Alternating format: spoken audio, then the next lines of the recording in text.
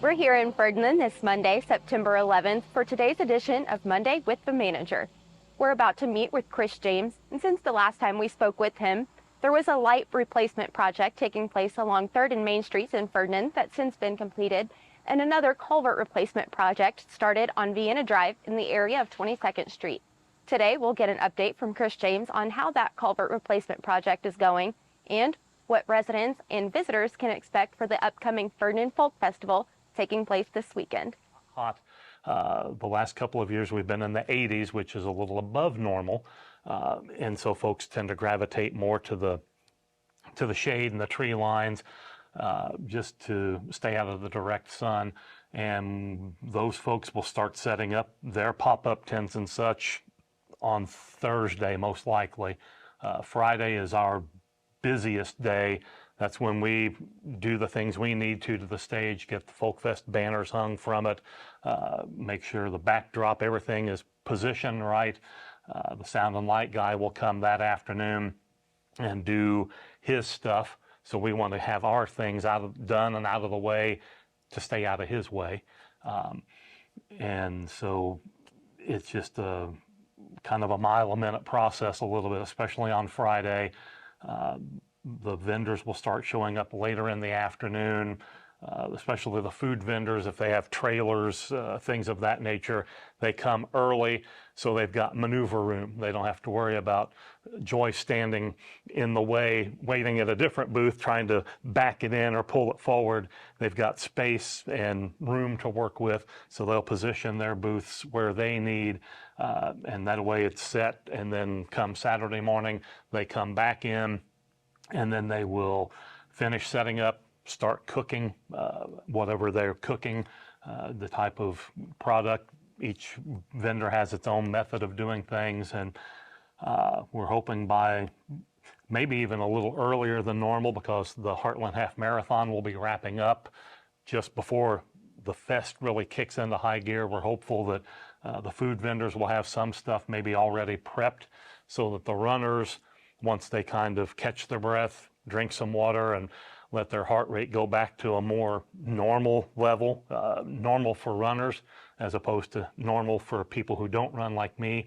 We hope that they kind of sashay their way down from the Y and come to the park and grab something to eat. Ideally, stay for a good while, just keep on moving, go over to the hillside and camp out for the day, and just make an entire day of it. But if they come and go, that's fine too. We've got plenty of space for folks to come and attend. But Friday really is the big prep day. Mentioned the booths. I'll be marking the booth spaces that afternoon once we've got the stage prepped, got our merch tent up. We have a company coming from out of Corridon that's actually installing our hospitality tent that we use for the artists and the behind-the-scenes folks. We've always had our own in the past, but it's been showing signs of age and wear. We could have used it again, but the opportunity came up, so we're actually having a tent installed that isn't black or silver in color, which tends to make things warmer than normal inside the tent. It's going to be white, so it should reflect sunshine away and stay a little bit more moderate temperature-wise inside. But and then Saturday, my day will start around 6 a.m., making sure our no parking cones, most of those are put out actually Friday afternoon/evening, make sure everything's in place, wait for the inflatable people to come and set up out in the outfield of the ballpark, and just wait for the vendors, the ones who haven't come on Friday, wait for those folks to show up on Saturday and guide them to their space and make sure if they had a table, is the table there, that type of thing. Or if they realize they need a table, we get them one, get the lower shelter house prepped for the children's activities through the course of the day, make sure the market stage is set for those acts. And starting at 11:30, we have music on the market stage. The main stage begins at 12 noon. And we have music in some form or fashion pretty much from 11:30 that morning until 9 that night. We start out, the Burma Shavers are the lead act on the main stage at noon, and then they'll be followed by Will Scott, Sean Mayer, March to August. Then we have Jack Schneider. Sway Wild is our lead up to the headline act, Mipso.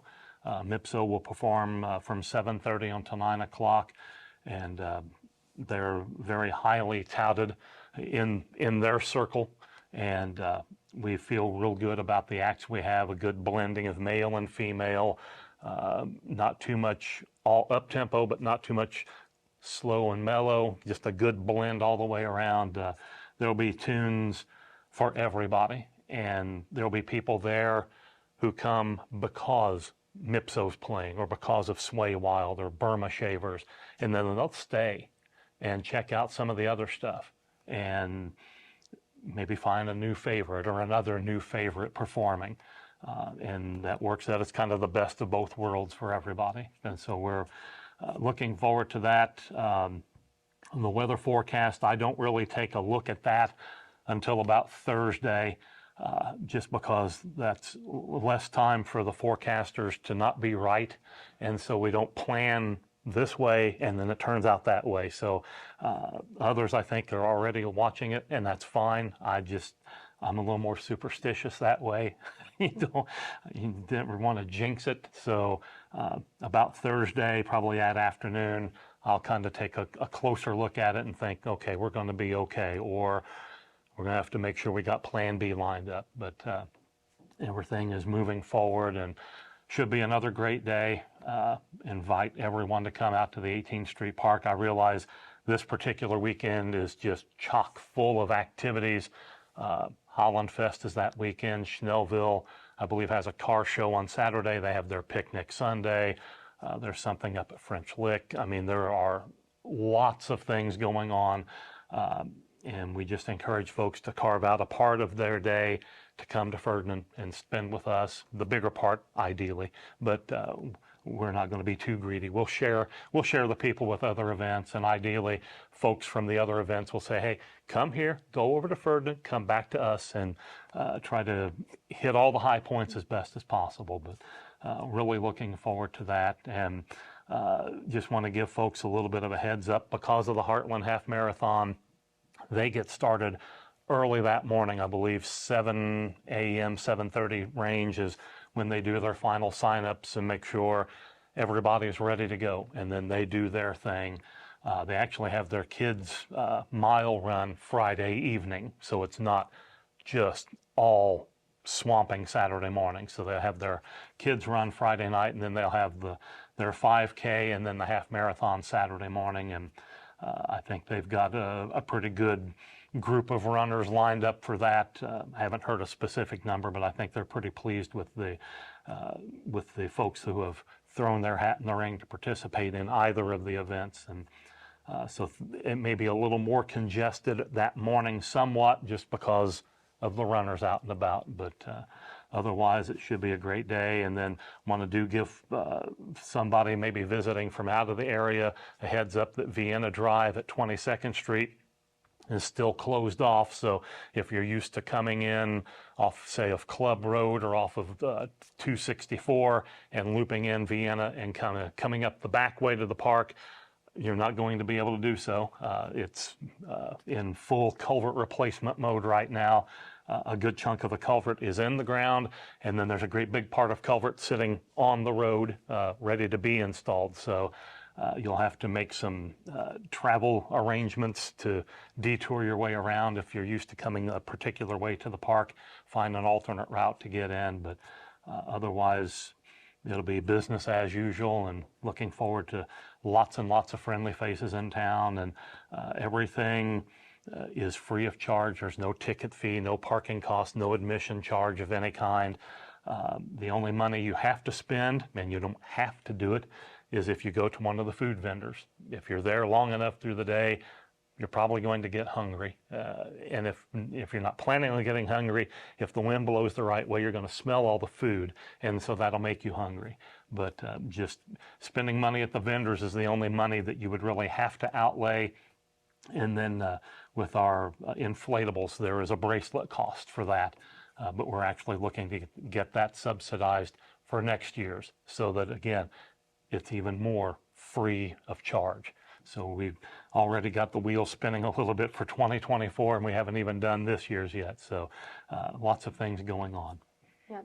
Cost-friendly family entertainment is really important in this area, and especially, you know, tiny towns like Ferdinand, and the Ferdinand Folk Festival is an incredible opportunity for people of all ages, all kinds of interests to come out, get some food, and let the kids enjoy some activities and hear some music.